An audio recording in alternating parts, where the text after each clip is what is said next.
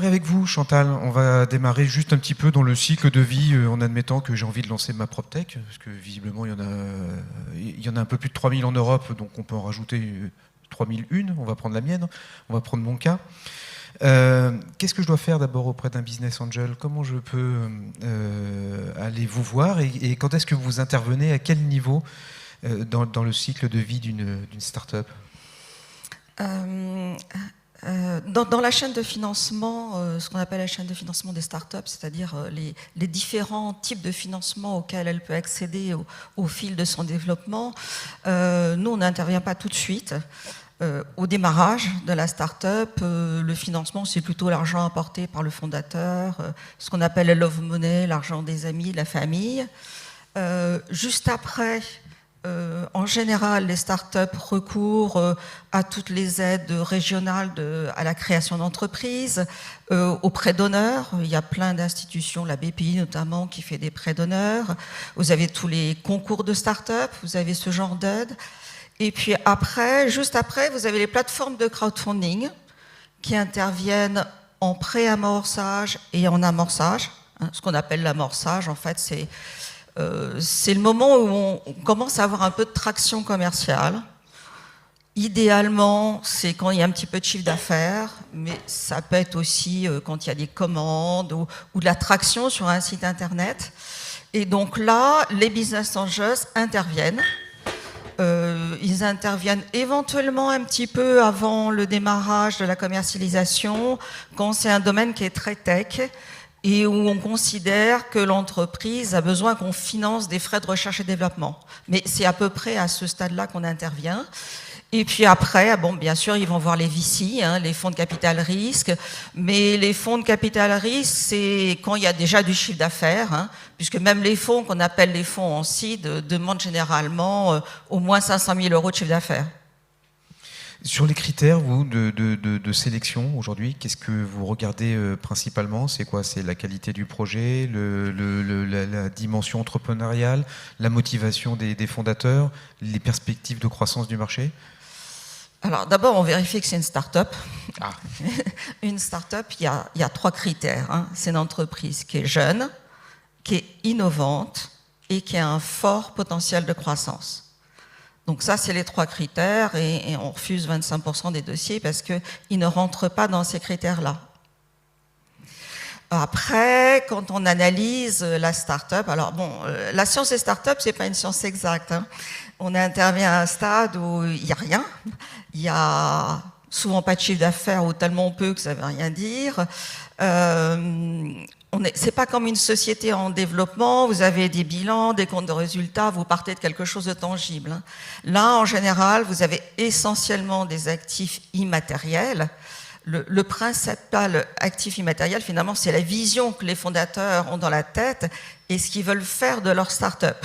Bon, donc l'analyse va être très différente de celle qu'on a dans une société classique. Alors, en général, on regarde 3 choses. On regarde l'offre, déjà, bien sûr, pour vérifier qu'elle est innovante, et surtout pour vérifier qu'elle répond à un besoin du marché. Ça, c'est essentiel, bien sûr. Il faut que ça réponde à un besoin des utilisateurs. Il faut partir de ce besoin pour construire l'offre. Donc ça sous-entend bien sûr qu'on a fait au moins une étude de marché avant. Donc ça, c'est des choses qu'on regarde. Il faut que ce soit innovant, bien sûr. Donc là, au niveau PropTech, c'est vrai que l'introduction de toutes les solutions numériques, c'est un facteur innovant, surtout que ce n'est pas encore très développé. La PropTech, finalement, c'est encore assez récent. Et puis, le deuxième point qu'on regarde, c'est le marché, pour vérifier qu'il y a un potentiel sur le marché. Donc, ce qu'on cherche, c'est soit un marché de grande taille, soit un marché en forte croissance. La PropTech, c'est un marché en forte croissance en ce moment. Et le dernier point qu'on regarde, c'est l'équipe. Alors, finalement, l'équipe, c'est le plus important à ce stade de l'entreprise. Généralement, les business angels préfèrent qu'il y ait une bonne équipe et une offre moyenne que l'inverse, parce qu'ils partent de l'idée que s'il y a une bonne équipe, elle saura pivoter l'activité pour arriver à trouver un marché en croissance. Voilà, ça c'est les points essentiels. Il y a d'autres choses, mais ces 3 points-là sont essentiels dans l'analyse. Et à l'aune de ce qu'a présenté Dirk, comment vous regardez le secteur de la PropTech, étendu à la construction, étendu peut-être à la mobilité, étendu peut-être au climat? Est-ce que pour vous, c'est plus qu'un marché d'avenir? Il y a un énorme potentiel? Alors oui, il y a un énorme potentiel, parce qu'on est tout au début du mouvement de la PropTech. Hein, comme le disait tout à l'heure Diane Paléquin, qu'il y a la FinTech qui a démarré avant, l'EdTech ça a démarré en 2013. Là, c'est bon. Il y a le plan de transition énergétique du gouvernement qui a apparu en 2015 et franchement, ça s'est vraiment développé depuis 2019-2020, la PropTech. Hein, ça s'est pas développé avant.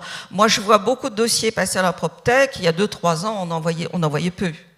Donc la PropTech, c'est vraiment un marché en pleine croissance, avec plein d'axes d'innovation finalement. On a cité tout à l'heure l'ESG, il y a énormément de choses dans le domaine de l'ESG, de la ville durable, intelligente, les matériaux biosourcés, la transition énergétique, la qualité de l'air, enfin vous connaissez tout ça, quoi. Il y a plein de choses à faire à ce niveau-là. Et puis vous avez tout le pavé numérique, parce que finalement le numérique n'est pas encore beaucoup rentré dans la vie des entreprises de ce domaine, donc il y a beaucoup de choses à faire. Alors là, je ne peux pas situer tous les axes, hein.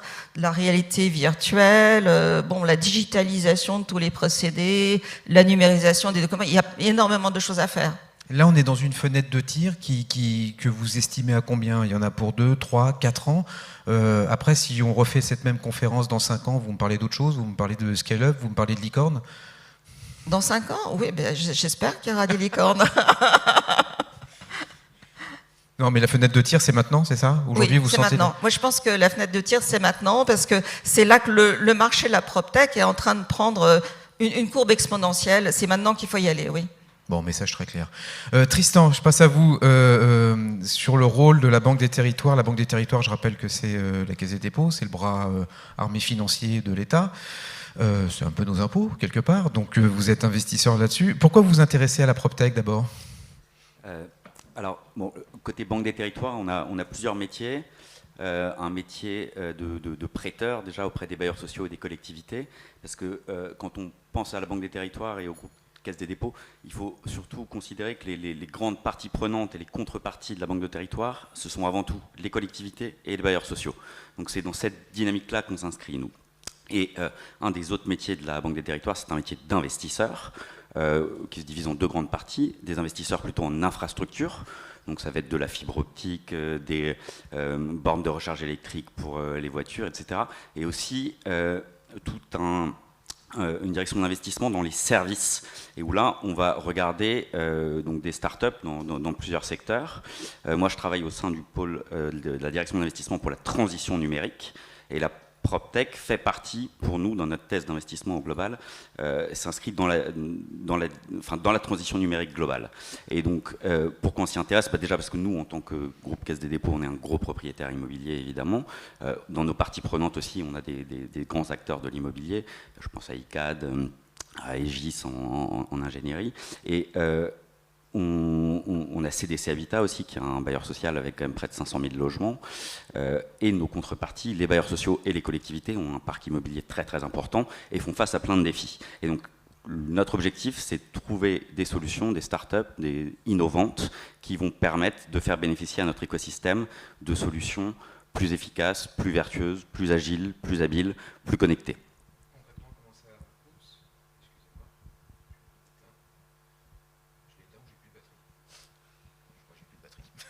Je crois que j'ai plus de batterie, excusez-moi.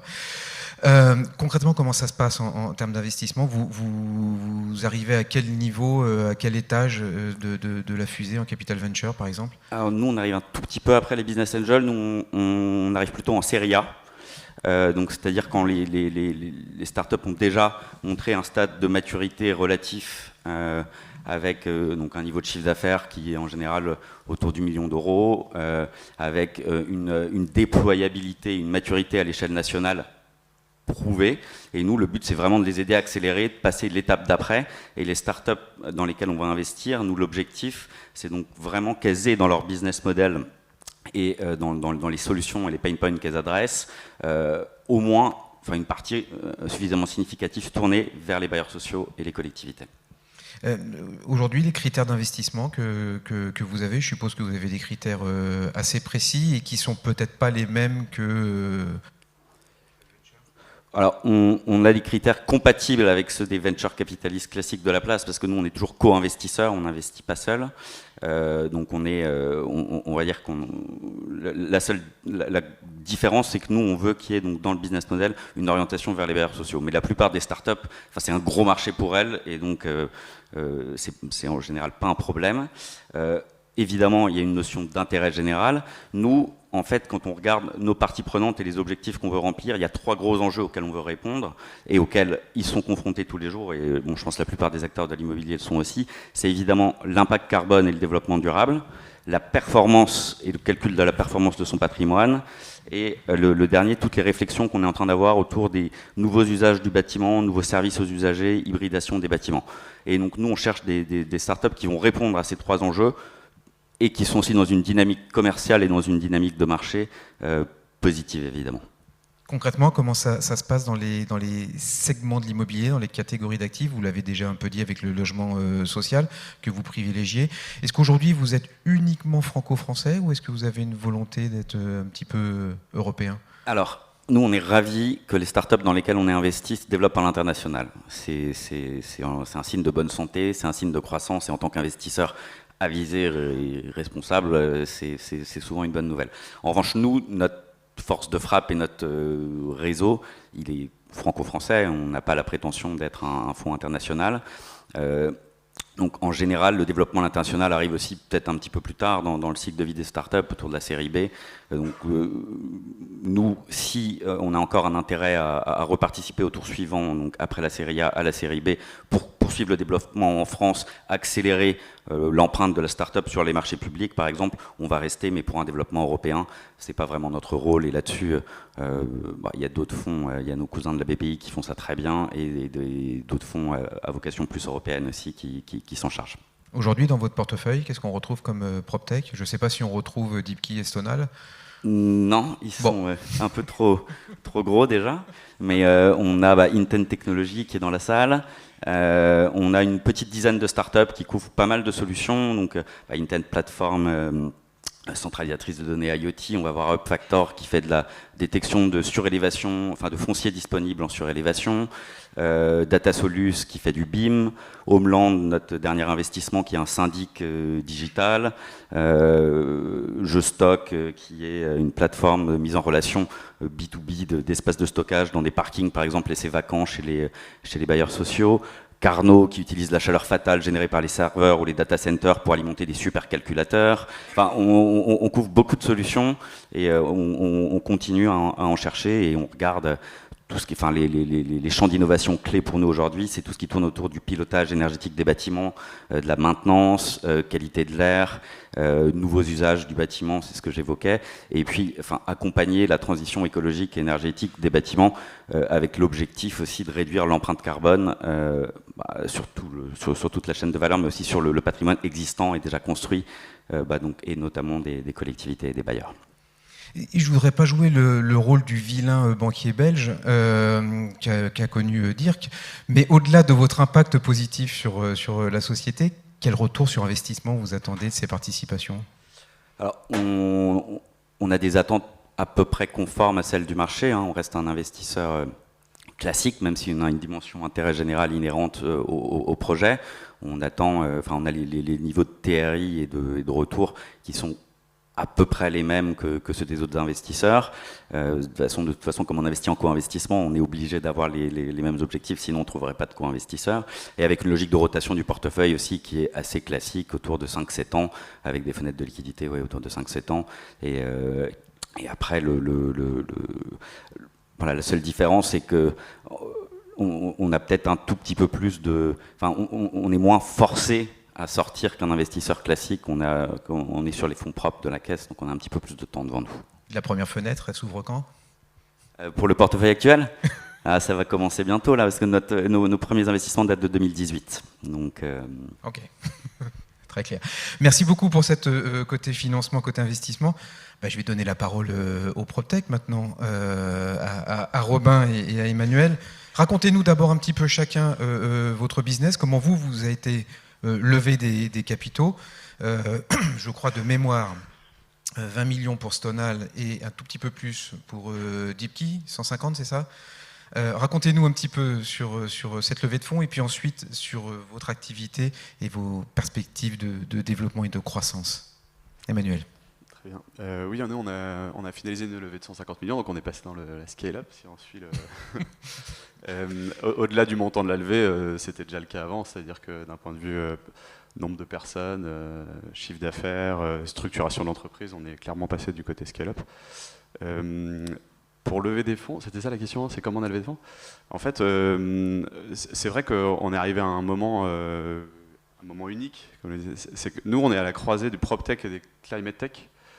On aide les grands patrimoines immobiliers dans la trajectoire net zéro, à collecter de la donnée, aider dans les reportings réglementaires et puis se mettre dans une trajectoire net zéro et planifier les investissements pour le faire. Et donc du coup, on est à un moment où l'immobilier a pleinement intégré ça. À la fois pour des raisons réglementaires européennes, SFDR, taxonomie, et puis pour des raisons de vision d'investisseurs qui se disent en fait un bâtiment qui n'est pas performant, d'ici quelques mois ou quelques années, je ne pourrai plus le louer ou plus le vendre, et donc ça a un impact en fait sur la valeur. On est pleinement aligné avec ces gros acteurs de l'immobilier, et donc on est à un moment où la boîte connaît une très forte croissance sur un marché en très forte croissance, et on est un des seuls acteurs européens à le faire. Donc du coup, on va dire, je vais pas dire que c'était facile. Mais on a plutôt, on va dire, eu le choix des investisseurs et le choix des conditions. Et donc je pense que ça s'est plutôt bien passé. Robin, sur Stonal. Bonjour à toutes et à tous. Alors moi j'étais investisseur il y a encore jusqu'à peu de temps, je suis devenu le CEO de Stonal il y a 6 mois seulement. Donc j'ai bien vu effectivement toute la vague qu'on décrivait avec cette montée en puissance de PropTech, et avec notamment en fait la montée en puissance, c'est beaucoup de gens qui étaient soit dans les grands groupes, soit qui étaient des jeunes entrepreneurs et qui se sont dit ce secteur il est très important, il est très gros, et pour autant il ne change pas autant qu'il le devrait, donc ils se sont mis à épuiser un petit peu toutes les bonnes idées et à scruter tous les sous-segments qui pouvaient exister sur le marché. Aujourd'hui on rentre dans une phase un peu de maturation, je dirais aussi, c'est-à-dire parfois on avait jusqu'à 10 startups qui étaient créées sur un même créneau. Là aujourd'hui on voit bien qu'il commence à émerger quelques champions. Et donc nous, notre levée de fonds, on l'a fait avec un investisseur justement pas venture, avec un investisseur plutôt mid-cap, donc qui finance plutôt des entreprises entre guillemets un peu plus établies pour plein de raisons, mais notamment parce qu'une bonne partie de l'argent a vocation à servir à faire de la croissance externe, la société étant à l'équilibre financier. Donc voilà, on a fait avec ce choix d'un fonds français, en l'occurrence Raise Investissement, fondé par Clara Guémard et Gonzague de Blinière. Un mot sur le modèle économique de chacune de vos sociétés, sur les perspectives de croissance. Toutes les deux, vous êtes quand même sur les critères ESG. Ça veut dire que, vous allez m'expliquer un tout petit peu les différences peut-être, mais aujourd'hui, est-ce que ce marché, il est réellement porteur ? Est-ce qu'on est au tout début ? Est-ce qu'il y a une volonté de massification et de développement ? Peut-être pour présenter l'activité de Stonal, nous on se définit comme un opérateur de data quality management, c'est-à-dire qu'on pense que le sujet aujourd'hui dans le monde de l'immobilier, c'est plus de collecter de la donnée, on en est noyé sous des volumes de données absolument gigantesques. La question c'est plus de la mettre en qualité, et c'est un travail qui a été un peu entre guillemets négligé pendant longtemps, et donc ce travail de data quality, on le fait beaucoup avec à l'aide d'algorithmes à qui on a appris à lire des documents immobiliers, aussi simplement que ça. Alors ça paraît bateau, mais ça l'est un peu. Quand on entraîne en fait un modèle d'intelligence artificielle ou de machine learning à lire, on lui apprend à ce qu'est la date de fin d'un DPE, ce qu'est la date de début d'un DPE, et puis on l'entraîne sur 10, 20, 30, 40, 50 documents. Quand on lui apprend à classer les documents, on lui apprend à être dans la bonne classe de documents, et donc au début on commence avec 20 classes de documents, puis 40, puis 80 aujourd'hui, et on peut aller beaucoup plus loin. Et donc en faisant ça, on va être capable de collecter la donnée, de l'extraire, de créer une sorte de data room dynamique qui va augmenter la liquidité des actifs. C'est-à-dire que pour nos clients aujourd'hui vont en permanence avoir une vision sur les différents documents qui récapitulent leurs actifs et savoir si tel document est obsolète, si tel document est incohérent, si tel document est manquant. Et à partir de là, évidemment, on a glissé un peu vers les ESG. On va dire que c'était moins naturel, ou en tout cas, c'était pas le but premier, comme ça peut l'être pour d'autres sociétés. Mais une fois qu'on a cette data, eh ben, évidemment, certains de nos clients nous ont demandé de pouvoir l'utiliser dans le cadre de leur reporting ESG. Et je pense, en tout cas, c'est mon espoir aussi, c'est que je pense que voilà, il est partagé par tout le monde ici. On passe d'une démarche d'ESG un peu moins déclarative pour aller vers une démarche d'ESG plus centrée sur la preuve, parce qu'aujourd'hui, ce dont on a besoin, c'est effectivement de pouvoir sortir de la déclaration pour que demain on puisse, que ce soit l'autorité des marchés financiers ou un contrôleur européen, que ce soit les commissaires aux comptes peut-être, que ce soit les auditeurs, puissent venir prouver la déclaration qui a été faite par chacun des acteurs, et ça va bien au-delà du secteur immobilier, c'est valable pour l'ensemble de l'économie. Et donc on a vraiment envie de chaîner, voilà, il y avait un patron qui disait dans Business Immo, d'ailleurs pas plus tard il y a quelques jours, l'ESG ça peut pas être simplement de cocher des cases, parce que sinon c'est un exercice un peu simple. Et donc on a vraiment cette ambition de chaîner l'élément que je vais mettre dans une grille de notation avec la source et le document à la source, et pour aller dans le sens de cette démarche-là, et parce qu'on pense qu'il faut que aussi l'ESG se diffuse au-delà des grands groupes. On voit bien que les grands groupes ont évidemment pris des engagements très forts, sont très en avance sur ces sujets. Il faut aussi que les entreprises de plus petite taille, les opérateurs, les asset managers qui n'ont pas toujours des équipes dédiées, puissent aussi se doter d'outils et pas seulement tout faire avec Excel. Et donc, vous l'avez peut-être vu ce matin, mais on a mis un bout de notre outil en ligne gratuitement. Donc, une application freemium, comme on dit. Alors, c'est pas un usage limité dans le temps, c'est pas 30 jours et après vous pourrez plus avoir accès. C'est vraiment un bout de l'outil qui est en accès libre et donc qui permet d'organiser sa collecte, ses campagnes, d'avoir un reporting, des reportings relativement standardisés pour faire un peu de benchmark sur son patrimoine. Et on pense que c'est notre contribution modeste, mais c'est notre contribution à la transition écologique du secteur, notamment pour les acteurs, je dirais, de plus petite ou de moyenne taille qui aujourd'hui font ce travail-là avec Excel. C'est chronophage, ça laisse des risques d'erreur parce que de la transmission de fichiers Excel, c'est pas toujours très, très pur. Et donc on pense qu'on a de faire un petit geste pour la transition écologique du secteur immobilier. C'est quoi la taille du marché, grosso modo, et les acteurs que Stonal vise en particulier? La taille du marché, nous on travaille pour les asset managers immobiliers, donc de toute taille. On pourrait travailler avec même les plus petits acteurs de l'asset management, c'est-à-dire un administrateur de biens de quelques immeubles a des documents à foison qui sont en général mal rangés, mal organisés. Donc on pourrait travailler avec ce type d'acteurs. Évidemment, notre cible est plutôt les asset managers qui ont des patrimoines supérieurs à 500 millions ou à 1 milliard d'euros.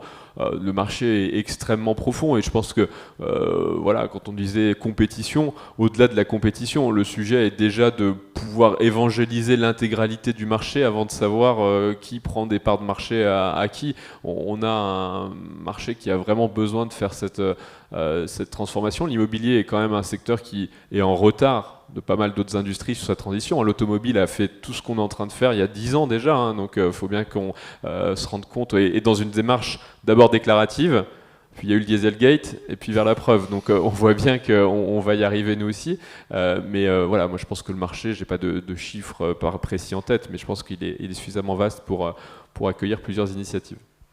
Emmanuel, un mot sur la maturité du marché européen concernant l'ESG, presque mondial, parce que vous allez aussi, vous, aux États-Unis, je crois. Effectivement, il devient mondial parce que là, c'est quand même ce que je disais, qu'en Europe, on est très en avance. La réglementation, la taxonomie SFDR, c'est vraiment une réglementation qui est extrêmement exigeante, qui donne des axes très très clairs sur qu'est-ce que c'est l'ESG dans tous les secteurs économiques et en particulier dans l'immobilier. Et du coup, les autres nous regardent un petit peu, aux États-Unis et en Asie. Donc on a pas mal de sollicitations. Pour l'instant, notre marché, c'est l'Europe. On reste en Europe et on veut être on va dire, renforcer notre leadership européen pour pouvoir après tranquillement aller aux États-Unis, en Asie. Mais le marché, il est effectivement énorme parce que dans l'immobilier en particulier, ça s'est vraiment accéléré, c'est-à-dire que l'ESG dans beaucoup de secteurs, c'est quand même, j'ai une activité économique et j'essaye de la bien le faire avec l'ESG. C'est quand même souvent comme ça. Dans l'immobilier, il y a un truc qui s'est accéléré depuis à peu près 2020, anticipation de la réglementation, pression des gros investisseurs, c'est que l'ESG, c'est devenu métier. C'est-à-dire qu'un immeuble qui ne serait pas performant, et quand on dit ESG, on ne va pas lancer ce débat-là, mais très honnêtement, on va se concentrer sur le E. L'Europe nous a dit on va être neutre en carbone à telle année, donc on va dire qu'il y a un indicateur qui va être très très fort, qui est quand même le CO2 par mètre carré de chacun de ces immeubles. Admettons qu'on regarde que ça, et bien en fait, ça y est, un asset manager, il doit anticiper que son immeuble, il est au bon niveau ou pas au bon niveau, soit parce qu'il doit investir, soit parce que quand il faudra le vendre, ça sera un sujet. Donc du coup, l'ESG est devenu inclus dans le métier. Donc ça, c'est une bonne nouvelle pour Deepkey, évidemment, parce que nous, alors, depuis le début, on essaie de pousser ça. Ça s'est fortement accéléré, je vous dis, à peu près 2020-2021, puis là, très clairement, la taxonomie donne une ligne très très claire. Et donc c'est une très bonne nouvelle, mais pour le marché global. C'est-à-dire que c'est peut-être la seule façon de rénover le parc existant dont on parle tant. C'est-à-dire que jusqu'à maintenant, toutes les réglementations étaient sur le neuf. Là, il y a des réglementations très très ambitieuses qui arrivent sur l'existant et qui vont du coup pousser tous les grands investisseurs et les asset managers à rénover ce parc existant. Donc c'est une très très bonne nouvelle. Et donc que fait Deepkey ? Il fournit une solution qui va aider à essayer de bien faire ça, savoir d'où on part, savoir comment on utilise ces données, et savoir qu'est-ce que ça veut dire se mettre dans une trajectoire net zéro.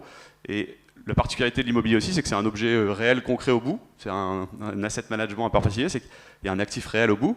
Et ça veut dire que rénover un bâtiment ou même comprendre la donnée sur un bâtiment, il n'y a pas le choix quand même. C'est-à-dire qu'on doit toucher toute la chaîne qui va jusqu'au bout du bâtiment, avec les property managers, les asset managers, les investisseurs.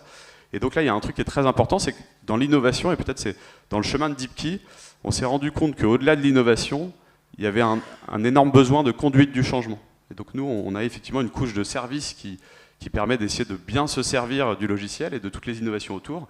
Cette conduite de changement, elle est nécessaire parce qu'en fait, un grand asset manager européen, aujourd'hui, d'être capable d'aller récupérer ces données, d'aller faire en sorte que des plans d'investissement cohérents soient agrégés au niveau d'un fonds, c'est extrêmement compliqué. Ça veut dire qu'il faut embarquer, changer des process, former les gens. Ça reste un frein aujourd'hui au développement du marché ou pour vous, vous le voyez sous l'angle de l'opportunité ? Alors, disons que c'était un frein il y a quelques années. Aujourd'hui, c'est plutôt un challenge de comment bien le faire, comment organiser les équipes pour accompagner ces acteurs-là. Mais c'est plutôt une opportunité on va dire, de changement très rapide dans un marché. Je vous dis, c'est quand même... Il y a 5 ans, quand on parlait de ça, l'asset manager, il disait non, mais l'ESG, c'est sympa, mais on va le faire à côté, quoi. Et là, il dit bah non, c'est mon métier. Donc c'est quand même très nouveau. Et un investisseur, aujourd'hui, va aller... on parlait d'impact finance, c'est-à-dire que l'objectif de la taxonomie, c'est quand même de guider les financements au bon endroit. Donc guider les financements au bon endroit dans l'immobilier, ça veut dire de commencer à être capable de... Qu'est-ce que c'est un immeuble vert, voilà. Donc, notamment, un des objectifs annoncés tout en haut de la taxonomie, c'est éviter le greenwashing. C'est quoi un investissement vert dans l'immobilier ? C'est indiqué clairement. Comment on explique dire que 85% de greenwashing, peut-être même 95%, d'où il sort ce chiffre ? Comment on peut expliquer ça ? On nous aurait menti ? Ça, c'est des études qui sont faites par ce qu'on appelle le Joint Research Center de la Commission européenne, où ils vont voir, analyser. C'est 3000 personnes qu'ils ont là-bas, donc ils ont le temps et les effectifs pour aller analyser. Donc on estime 85% en Europe, mais aux États-Unis, par exemple, on estime que c'est 95%. Donc des fautes qui sont vraiment donc des manipulations dans la façon dont les entreprises présentent leur alignement ou non avec ESG. Donc c'est devenu un énorme problème. C'est pourquoi j'ai évoqué aujourd'hui la thématique de l'impact, et que c'est les EIB et les EIF qui vont utiliser cela comme critère aussi pour financer encore des nouveaux fonds, par exemple. Parce que le mien, ils ont mis 20 millions parce que je suis un fonds impact. Donc ça veut dire que si ça arrive déjà chez moi, et 100 millions, c'est pas un grand fonds, 100 millions, il y a des fonds de beaucoup plus, mais ils vont le faire aussi avec les grands fonds. Donc c'est super ce que Robin vient de dire, il faut prendre ESG comme un point de départ, comme pour le reporting, maintenant il faut l'utiliser pour faire la transition efficace et effective vers le green building. Parce que le green building, et là je rejoins le collègue de Deepkey, c'est que le green building, il faut le définir, mais dans le futur, s'il n'est pas green, il va être non finançable, je ne sais pas si c'est le mot, mais voilà, ça va devenir très très difficile de trouver encore un financement pour de l'immobilier qui ne répondra pas aux critères. Donc ça demandera une somme exorbitante en fait en Europe pour le faire. Dans mon troisième slide, j'ai mis le chiffre, hein, c'était 400 millions juste par an, hein, pour accompagner cette transition. Donc c'est énorme. En même temps, il faut aussi cadrer tout cela dans notre processus en Europe vers la décarbonisation. Et quand on parle, par exemple, de vous deux, de Sonal et de Dipki, vous devez savoir que d'ici 10 ans, la moitié des licornes nouvelles en Europe seront liées à la décarbonisation. Et je ne parle même pas de tout ce qui est pharma et tout ça. La moitié va être liée à ça, parce que c'est tellement urgent qu'on le fasse. Et vous, avec Dipki, vous avez, avec ce que vous faites, vous avez maintenant l'avantage que vous le faites ici en Europe, où la réglementation est la plus stricte dans le monde. Après, quand vous allez partir sur l'Amérique, vous aurez déjà tout ici acquis comme expérience, et vous allez pouvoir vous déployer aux États-Unis, parce que là, ils sont beaucoup plus tard que l'Europe, pour une fois. Pour une fois, oui. Ouais. Comment on accélère, comment on passe à une autre taille de marché? Est-ce qu'aujourd'hui ça passe par le numérique, ça passe par la data, ça passe par un langage commun, une convergence numérique, pour reboucler un peu avec peut-être notre première table ronde, Emmanuel? Alors oui, tout à fait, parce que le passage à l'échelle, y compris chez nos clients, on le voit bien, c'est-à-dire que quand l'asset manager souhaite intégrer dans tous ses process et dans tous ses flux l'ESG, ça veut dire que effectivement à chaque étape de l'acquisition, à l'exploitation, à l'asset management et même à la vente, il faut que la donnée soit cohérente et opposable ou on va dire échangeable entre acteurs. Et donc évidemment ça fait le lien avec même ce que fait l'association, c'est-à-dire de parler un langage commun, de parler même petit à petit peut-être de convergence sur les formats, c'est indispensable. Et de la même façon, encore une fois, la réglementation et les grands investisseurs, ça commence à se faire. C'est-à-dire que le kilo de CO2 par mètre carré, qui va peut-être devenir un indicateur clé pour savoir où on est dans la trajectoire, petit à petit, ça y est, c'est rentré dans les mœurs. On va commencer à se l'échanger, on va commencer à le demander quand on achète un nouveau bâtiment pour dire peut-être que je vais devoir investir pour faire baisser ça. Donc c'est clairement le langage commun qui devient indispensable et qui permet que ça passe à l'échelle, en fait. Robin, c'est l'une des propositions de valeur aussi que vous avez quelque part, d'accélérer sur ce langage commun? Ouais, ce serait très prétentieux de dire qu'on est capable d'accélérer sur un langage commun. C'est pour ça que c'est aujourd'hui le message porté par des associations qui rassemblent des grands gestionnaires d'actifs. On n'a pas du tout, nous, la capacité à dire qu'on va imposer un langage commun. Mais par contre, ce qu'on doit faire, c'est d'avoir des infrastructures, notamment logicielles et informatiques, qui puissent demain s'adapter à l'émergence de ce standard, de cette convergence, si elle apparaît. Et c'est plus ça qui est important, parce que nos clients ont aussi ce souhait de pouvoir, à un moment, se dire que les données, ce sont les leurs, et ils ont bien raison, c'est le cas.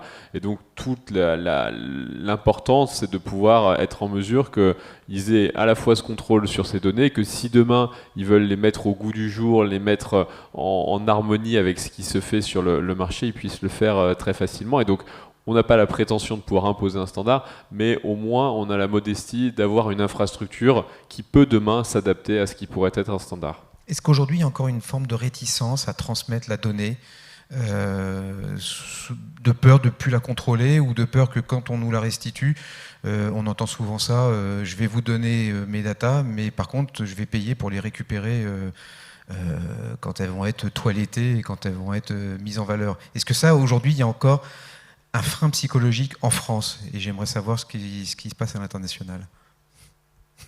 Moi, je trouve qu'on a fait beaucoup de progrès ces dernières années, mais des deux côtés. C'est-à-dire qu'il est certain qu'il y a encore quelques temps, il y avait parfois des des ambitions ou des tentatives qui pouvaient sembler un peu agressives du point de vue du client. Et de l'autre côté, les clients ont fait aussi, les grands asset managers ont fait pas mal de progrès sur le fait de se dire que la donnée, au final, si elle n'est pas exploitée, au final, elle n'a pas beaucoup de valeur. Moi, je dis souvent que la donnée, c'est du sable. Hein. C'est du sable parce que le sable, ça peut faire aussi bien servir à rien d'un désert que ça peut devenir des puces de silicium extrêmement précieuses et extrêmement chères. Donc, on voit bien qu'aujourd'hui, la question, c'est l'usage qu'on peut avoir de cette donnée, c'est son interopérabilité. Une fois que j'ai extrait cette donnée, est-ce que je peux la partager avec des tiers? Est-ce que je peux brancher des tiers sur mon écosystème? C'est ça qu'aujourd'hui recherchent les clients, mais je dirais qu'effectivement, il y a une maturité qui, des deux côtés, a beaucoup progressé ces dernières années, en tout cas de ce que je peux voir en France. Emmanuel? Oui, je suis tout à fait d'accord. La maturité, elle a bien progressé, y compris du côté des acteurs. C'est-à-dire que nous aussi, dans la plateforme, on offre une sécurité, une disponibilité de la donnée qui doit rassurer tous nos clients. Cela étant dit, c'est quand même très compliqué. Mais je ne sais pas si c'est que psychologique, c'est que c'est aussi organisationnel. C'est-à-dire que le bâtiment, encore une fois, c'est un objet qui est assez compliqué. Quand vous êtes un asset manager européen qui a 200 actifs dans 6 pays, en fait, ça veut dire que vous avez peut-être 10 property managers qui gèrent donc ces 200 bâtiments, savoir où sont les compteurs, savoir qu'en Allemagne, les compteurs intelligents ne sont pas encore déployés, donc ça récupère pas mal à la main. En Espagne, en France, c'est pas mal. En Angleterre, c'est un peu différent, c'est le fournisseur. Enfin, en fait, il y en a énormément de la donnée, mais c'est vrai qu'il n'y a pas un petit tuyau simple qui ramène toute cette donnée au même endroit. Donc, on va dire que ça évolue beaucoup psychologiquement, mais il y a encore organisationnellement des choses à faire pour que la donnée elle soit simple d'accès. Dire un mot sur peut-être au niveau international. On avait un peu le sentiment qu'il y a toujours deux clans, le côté anglo-saxon, le côté latin. On n'a pas les mêmes manières de fonctionner, de partager la donnée et peut-être de voir aussi la création de valeur derrière. Quel est votre regard, vous qui avez un regard européen? Vous avez les bons élèves du Nord et les mauvais élèves du Sud. Non, comme ça qu'on nous classeille. Hein. On est au Sud. Non, en fait, oui, il y a des différences à l'intérieur de l'Europe, vous voulez dire, hein, c'est ça? Oui. Oui, il y a des différences, bien sûr. Il y a les pays nordiques qui livrent des solutions très, très innovantes. Ils sont vraiment très, très forts. Les deux autres grands marchés, il faut être honnête, c'est l'Allemagne et la France. Hein. Quand je parle des investissements tout à l'heure, il faut savoir l'année passée, il y a 3,8 milliards qui ont été investis dans la PropTech en Europe. Il y en avait 160 pour l'Allemagne et 138 pour la France. Par contre, le UK, 1,6 milliard. Donc, c'est juste le double de la France, par exemple. Hein. Maintenant, en revenant au dernier sujet du reporting, il y a quelque chose qui est très intéressant qui vient de se passer la semaine passée. Il y a 2 semaines, la Commission a annoncé qu'ils vont imposer le partage de données à tous les opérateurs de shared mobility. Donc ça veut dire tout ce qui est les steps ou les voitures, tout ce qui est mobilité partagée, ils vont imposer le partage de données. Ils n'ont pas encore précisé quelles sont les données qu'ils vont imposer à partager, mais on peut s'attendre qu'à un certain moment aussi dans le monde de l'immobilier, ça deviendra en partie aussi obligatoire de partager un certain nombre de données. Et ça, par exemple, je ne vois pas se passer, par exemple, de l'autre côté de l'Atlantique, où c'est quand même c'est beaucoup plus difficile. Déjà qu'en Europe, c'est pas déjà tellement évident de partager des données. Il faudrait l'imposer, le partage de données, à l'échelle de l'immeuble? Alors je crois qu'en France c'est le cas, donc les locataires et les propriétaires ont une obligation de s'échanger les données. Encore une fois, je suis pas sûr que... Ça c'est la théorie, ça. Exactement, je suis pas sûr qu'un propriétaire va porter plainte contre son locataire pour échanger la donnée. Donc on va dire que au-delà de l'obligation, il y aura beaucoup de pédagogie, d'éducation et peut-être... on va dire d'autres barrières qui vont sauter. Mais est-ce qu'avec le décret tertiaire, ça va en France accélérer ça a fait bouger les choses, c'est évident. Après, je ne pense pas qu'on puisse avoir 100% des données sur tous ces immeubles en un mois. Donc ça veut dire que oui, ça avance, c'est pas encore parfait. Et est-ce que les conditions de marché font aussi qu'aujourd'hui on commence à regarder l'efficience, l'efficacité d'un immeuble, alors que grosso modo, si j'arrivais à perdre de l'argent dans le cycle précédent, j'étais assez fort en immobilier. Robin, est-ce que du coup ça devient clé, ça, avec un contexte de marché qui va devenir compliqué, à commencer par le financement qui va devenir plus cher? Oui, c'est certain. On le voit déjà, les effets du financement vert, entre guillemets, pour les foncières, par exemple, qui émettent des green bonds, on a vu des écarts entre le coût de leur financement et le coût de foncières qui n'avaient pas des green bonds assez significatifs. Donc on voit bien qu'on va avoir un impact de plus en plus fort, impact financier de plus en plus fort de la détention d'un patrimoine qui ne serait pas à jour. Moi, ma grande crainte quand même, c'est qu'il ne faut pas non plus que tout le monde, les grands asset managers ou la quinzaine ou la vingtaine de grands asset managers soient hyper vertueux, et que pendant ce temps-là, après, on est toute la frange des bâtiments les moins performants qui seront quand même loués. Faut pas croire qu'ils seront pas, que tout d'un coup, il y aura personne qui en sera propriétaire et qui va pas chercher à avoir un loyer dessus. Et donc, il faut aussi avoir en tête, à la fois dans la réglementation, à la fois nous dans nos outils, être en capacité d'embarquer aussi la long tail, c'est-à-dire pas seulement les plus gros, mais aussi embarquer les gens qui ont moins de pression de leurs actionnaires, ont moins de pression du marché, sont moins scrutés par le régulateur, mais qui seront détenteurs quand même d'un patrimoine important à l'avenir, et qu'il ne faudrait pas qu'ils soient, les détenteurs d'un patrimoine comment broad. on les embarque? Qu'est-ce qu'on leur promet comme la promesse client, elle est où là? C'est évidemment, comme je le disais, c'est des acteurs qui sont plus petits, qui ont moins de temps à allouer, qui n'ont pas les procédures de reporting des plus grands groupes ou des plus gros asset managers, et donc il faut des solutions simples, avec peut-être moins exigeantes, plus faciles à implémenter.